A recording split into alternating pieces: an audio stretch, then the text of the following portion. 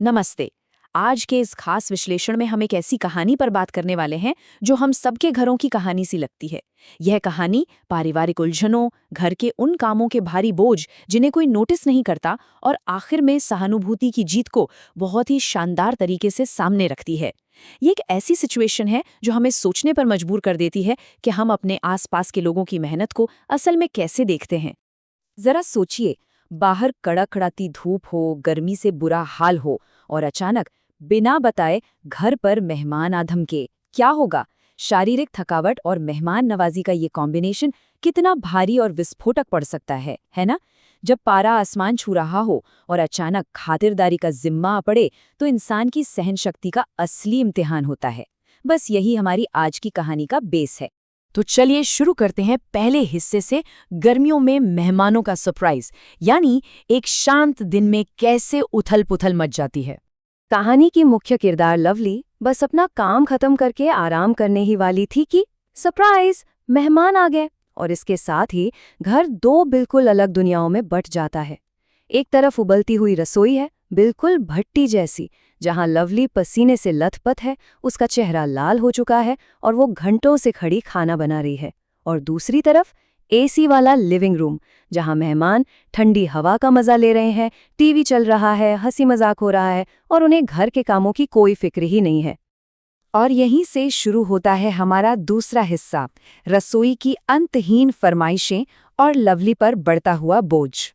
मेहमानों के घर में कदम रखते ही फरमाइशों की जो झड़ी लगी है, जरा उस पर गौर कीजिए। दोपहर के खाने के लिए मटर पनीर, छोले पूरी, बच्चों के लिए चीज पास्ता, सैंडविच और हाँ, मीठे में रसगुल्ले। मतलब सोचिए, इतनी भीषण गर्मी में एक ही समय पर इतना सारा और अलग अलग तरह का खाना बनाने की डिमांड। लवली अंदर ही अंदर पक रही है, लेकिन बिना कुछ कहे बेचारी रसोई में इस भारी बोझ को उठाने में जुटी हुई है। अब ये वो पल है जो किसी की भी हिम्मत तोड़कर रख दे। इतनी मेहनत, इतना पसीना बहाने के बाद क्या मिला? मेहमानों ने छक्कर वो भारी भरकम खाना खाया और तुरंत बाद बोल पड़े कि छोले अच्छे नहीं बने और मटर पनीर में कोई खास स्वाद नहीं था। मतलब सराहना की तो जैसे कोई जगह ही नहीं है। और सबसे बड़ी बात, इस तीखी आलोचना के तुरंत बाद उन्होंने चाय की भी मांग कर दी। तो मामला यही नहीं रुकता। दोपहर का हैवी खाना हुआ, फिर चाय का दौर और शाम ढलते ही रात के डिनर का एक नया और भारी भरकम मेन्यू हाजिर। राजमा चावल, पूड़ी, रायता, खीर और हरी चटनी। मेहमानों के लिए ये सिर्फ एक और मील है, लेकिन लवली के लिए ये वापस उसी रसोई की भट्टी में झोंके जाने जैसा है। वो बेचारी फिर से पसीना पोंछती है और उबलते राजमा चावल के बीच खुद को झोंक देती है।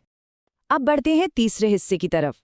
जब थकावट अपनी चरम सीमा पार कर जाती है और आराम के लिए कोई जगह नहीं बचती, लगातार खटने के बाद शरीर जवाब देने लगता है। मेहमानों ने घर के सारे आरामदायक कमरों पर कब्जा कर लिया है, तो लवली और उसके पति को तपती छत पर सोना पड़ता है। और अगली सुबह कोई राहत नहीं।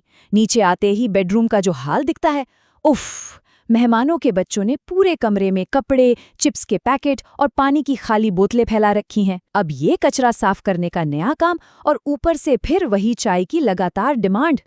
जरा इस नंबर पर ध्यान दीजिए, 4। ये कोई मामूली नंबर नहीं है, ये उन दर्दनाक दिनों की गिनती है।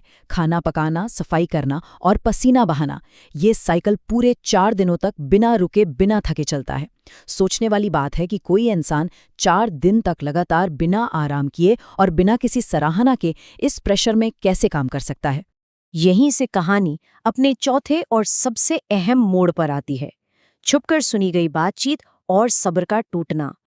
लगातार 4 दिनों की इस कमरतोड़ मेहनत के बाद जब लवली हिम्मत जुटाकर अपनी सास से पूछती है कि भाई ये मेहमान आखिर कब तक रुकेंगे, तो एक बड़ा ही हैरान करने वाला खुलासा होता है। सास, जिनसे लवली डांट खाने से डर रही थी, वो बहुत ही शांत स्वर में मानती हैं कि वे भी मेहमानों के इस रवैये से पूरी तरह पक चुकी हैं। असल में मेहमानों को सिर्फ एक दिन के लिए आना था, पर अब वो जाने का नाम ही नहीं ले रहे। घर के इस तनाव और काम के बोझ से सास भी उतनी ही परेशान थी जितनी कि लवली। लेकिन इस प्राइवेट बातचीत में एक जबरदस्त नाटकीय मोड़ तब आता है जब मेहमान भाभी दरवाजे के पीछे खड़े होकर ये सारी बातें सुन लेती हैं। उनका चेहरा गुस्से से लाल हो जाता है और वो सोचती हैं, अच्छा, तो हम यहाँ बोझ बन गए हैं। अब जो बात घर के 2 सदस्यों के बीच की थकान और फ्रस्ट्रेशन का इजहार थी, वो पलक झपकते ही एक बड़े पारिवारिक विवाद में बदलने वाली थी। सच्चाई सुनते ही भाभी तेजी से अपना सामान पैक करने लगती हैं। वो हॉल में आकर सास को सीधे ताने मारती हैं कि वे यहाँ किसी को तकलीफ देने नहीं आए थे।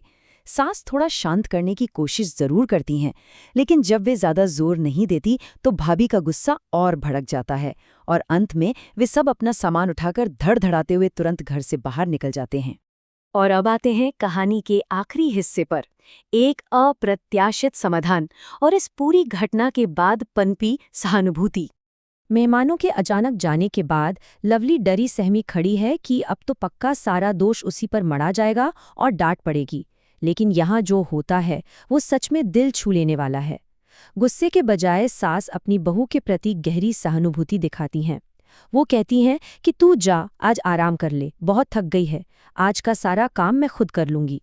ये पल बिना कुछ कहे एक दूसरे के दर्द को समझने का एक बहुत ही खूबसूरत उदाहरण है। लवली अपने कमरे में जाकर बिस्तर पर गिरते ही एक गहरी सुकून भरी नींद में सो जाती है और जब वो शाम को उठती है ना, तो एक बेहद प्यारा नज़ारा उसका इंतजार कर रहा होता है। पूरा घर एकदम चकाचक साफ है और डाइनिंग टेबल पर सास ने लवली की पसंद का खाना बनाकर रखा है। उसकी 4 दिन की वो सारी थकावट इस एक प्यार भरे जेस्चर से पूरी तरह से गायब हो जाती है। और कहानी के मेन प्रॉब्लम का सबसे शानदार और अल्टीमेट समाधान आखिरकार मिल जाता है। इस पूरी घटना के बाद सास रसोई में भी एक एसी लगवा देती हैं। मतलब उस तपती उबलती भट्टी वाली रसोई का वो डरावना सपना अब हमेशा के लिए खत्म। अब लवली के लिए खाना बनाना कोई सजा नहीं है, बल्कि वो आराम से मुस्कुराते हुए अपना काम कर सकती है। ये खूबसूरत विचार हमें इस पूरी कहानी के असली मैसेज से जोड़ता है। ये कहानी हमें सिखाती है कि घर के कामों का एक ऐसा अदृश्य बोझ होता है जिसे अक्सर नज़रअंदाज कर दिया जाता है। बिना सोचे समझे धारणाएं बनाने से बचना चाहिए, क्योंकि जब हम एक दूसरे की परेशानी को, उनकी मेहनत को समझते हैं, तो वही आपसी समझ हमारे रिश्तों को पहले से कहीं ज़्यादा मजबूत और गहरा बना देती है। तो आज के इस विश्लेषण को इस एक विचारोत्तेजक सवाल के साथ खत्म करते हैं। जरा सोचिए, सिर्फ थोड़ी सी सहानुभूति और घर के उस काम की कद्र करना जो अक्सर दिखाई नहीं देता, हमारे अपने घरों के माहौल को कितना खूबसूरत बना सकता है। ये हम सबके लिए सोचने वाली बात है कि हम अपने आसपास के लोगों की मेहनत का कितना सम्मान करते हैं। इस चर्चा में साथ जुड़ने के लिए बहुत बहुत धन्यवाद।